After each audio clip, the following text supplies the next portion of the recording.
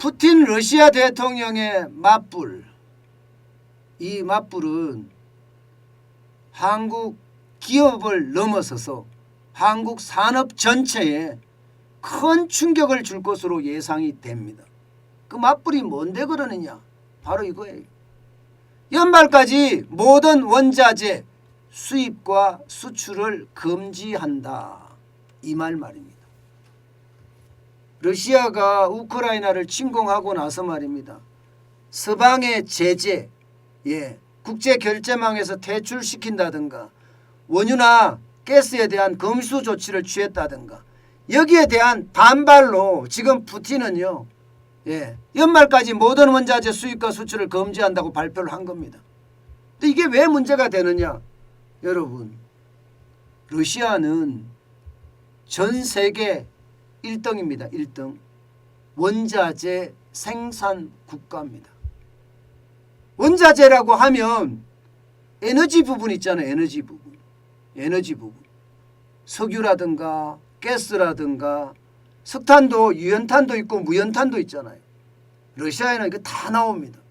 다 나와요. 어디 그뿐입니까? 광물이라고 이야기하는 거 있잖아요. 니켈. 니켈 같으면 여러분 잘 아시죠? 전기 배터리에 들어가는 거. 리튬. 심지어 희귀가스라고 하는 제논가스. 나프타. 이것뿐만 아니에요. 광물이라는 광물은 러시아에서 다 생산이 됩니다. 다 찾아내지 못해서 그렇지 이 매장량이나 개발은 1등이라고 저는 생각을 합니다. 게다가 원자재 중에는 곡물도 있잖아요. 곡물도 러시아가 장난이 아니에요. 옥수수든 밀이든 해바라기 씨유든 장난이 아닙니다. 러시아에 생산하는 그 물량이 어마어마합니다. 그런데 이 모든 것을 한꺼번에 연말까지 수입도 못하고 수출도 못한다. 이렇게 되면 어떻게 될까요? 이렇게 되면 대한민국은요. 개별 기업만 흔드는 것이 아니라 산업 전체가 흔들흔들 위험 속에 빠질 수 있다는 이야기입니다. 여러분, 제가 거짓말을 하는 것이 아니라 이렇게 지표에도 나와 있습니다. 우리가 러시아로부터 수입하는 거예요. 석탄만 하더라도 국내 수입 비율이 17.5%나 됩니다. 2위입니다. 수입액은 25억 6,900만 달러고요.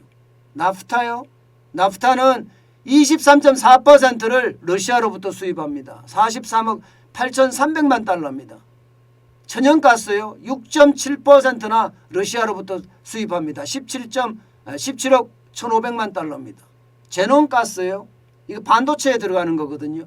31.3%를 수입합니다. 2,700만 달러입니다. 조선일보에서 보도한 것은 이렇게 몇 가지만 써놨는데 이 몇 가지만 보더라도요. 당장 말입니다. 나프타 이러면 석유화학에서 반드시 사용돼야 되는 산업의 쌀이라고 이야기하잖아요. 산업의 쌀. 그런데 이 산업의 쌀인데 이게 화학계에서는 그야말로 없으면 안 되거든요.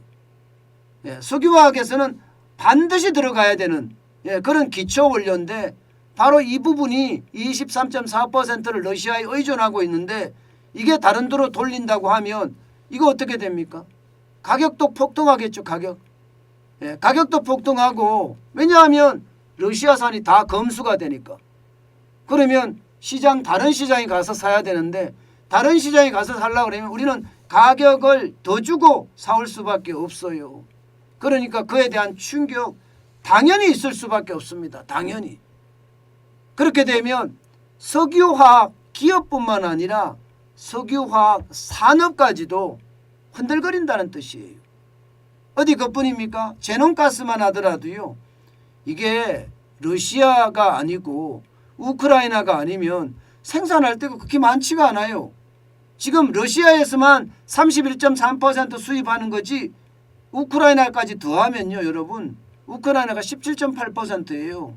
그러면 건 50%가 러시아나 우크라이나로부터 수입을 합니다. 그런데 제논가스는요, 반도체에 반드시 필요한 가스입니다.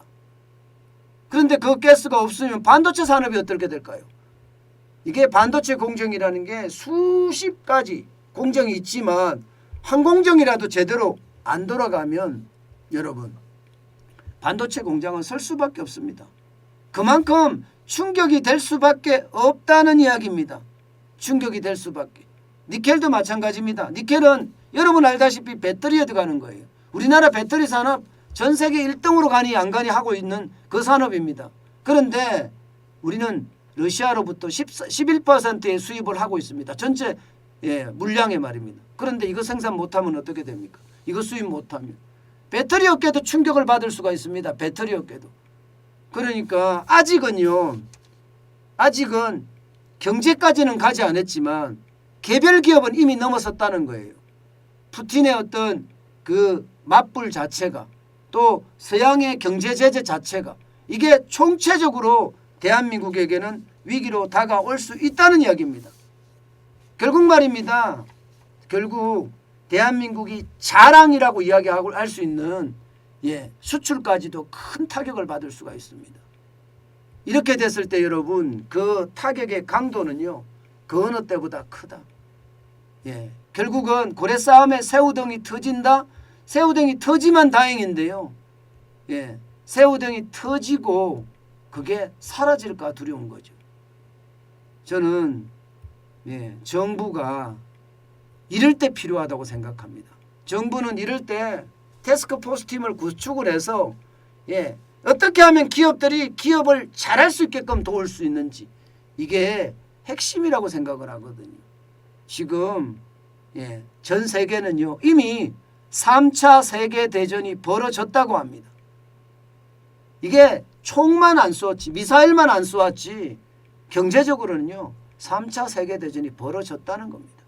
그만큼 상황이 지금 굉장히 열악하게 돼 간다는 뜻이에요. 그러면 가공무역을 주로 하는 대한민국 입장에서는 그만큼 어려움이 더 커지겠죠. 그래서 대한민국이 위기하는 것도 아마 이런 것들 때문일 수도 있습니다. 그만큼 상황이 안 좋다는 거죠. 참 안타까운 현실입니다.